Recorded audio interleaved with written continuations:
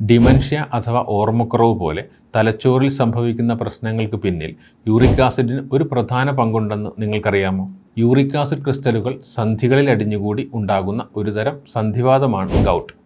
ഈ ഗൗട്ട് സന്ധികളെ മാത്രമല്ല തലച്ചോറിൻ്റെ ഘടനയെപ്പോലും സ്ഥിരമായ മാറ്റങ്ങൾ ഉണ്ടാക്കും.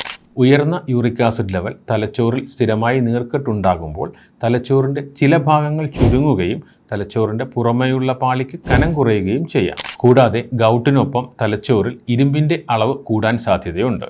ഈ കൂടിയ ഇരുമ്പിൻ്റെ സാന്നിധ്യം ഓക്സിഡേറ്റീവ് സ്ട്രെസ് കൂട്ടുകയും നെർവ് സെൽസിനെ നശിപ്പിക്കുകയും ചെയ്യും. അതുകൊണ്ട് ജോയിൻറ്റ് പെയിനിൽ മാത്രം ഒതുങ്ങുന്ന ഒന്നായി കണ്ട് യൂറിക് ആസിഡിനെ അവഗണിക്കരുത്. അതിന് പിന്നിൽ ബ്രെയിൻ ഡാമേജ് പോലെയുള്ള ഗുരുതരമായ അപകടങ്ങൾ പതിയിരിക്കുന്നു. അതുകൊണ്ട് യൂറിക് ആസിഡ് ലെവൽ കറക്റ്റ് അല്ലെങ്കിൽ ഇന്ന് തന്നെ കൃത്യമായ ചികിത്സകൾ തേടുക. ഇതിനായുള്ള ഫലപ്രദവും സുരക്ഷിതവുമായ ചികിത്സകൾ ഹെർബലി ടച്ച് ആയുർവേദ ഹോസ്പിറ്റലിൽ ലഭ്യമാണ്. ഇവിടെ നിങ്ങളുടെ യൂറിക് ആസിഡ് ലെവൽ കൂടാനുള്ള യഥാർത്ഥ കാരണം കണ്ടെത്തി ചികിത്സിക്കുകയും അതോടൊപ്പം ജീവിതശൈലിയിലും ഭക്ഷണ ക്രമീകരണങ്ങളും വരുത്തേണ്ട മാറ്റങ്ങൾ നിർദ്ദേശിക്കുകയും ചെയ്യും.